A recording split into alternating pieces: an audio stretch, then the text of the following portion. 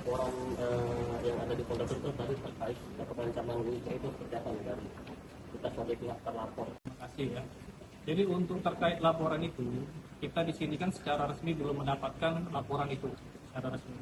Kemudian kita juga baru tahu dari teman-teman wartawan kalau ada laporan terkait dengan klien kami.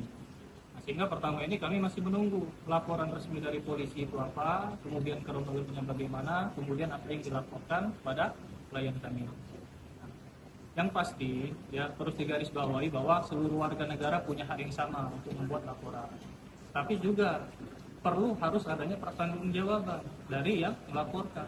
Yang melaporkan belum tentu benar dan yang dilaporkan belum tentu salah. Jadi perlu masih ada fakta-fakta, bukti-bukti yang harus dipenuhi. Nah, untuk saat ini kita masih menunggu laporan resmi dari kepolisian.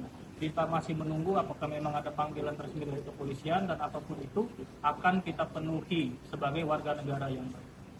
Dan kami yakin kalau dari klien kami itu tidak ada ya permasalahan apapun dengan siapapun terkait yang sebagaimana disampaikan teman-teman terkait pengancaman ya undang-undang ITE itu kurang lebih.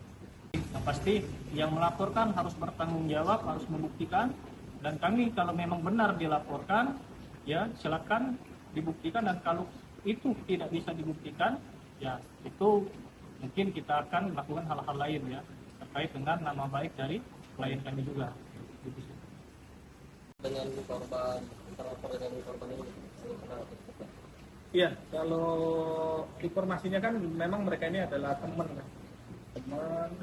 tapi pada prinsipnya apapun yang dilaporkan ya kita sebagai warga negara siap menghadapi apa yang menjadi tuduhan tersebut.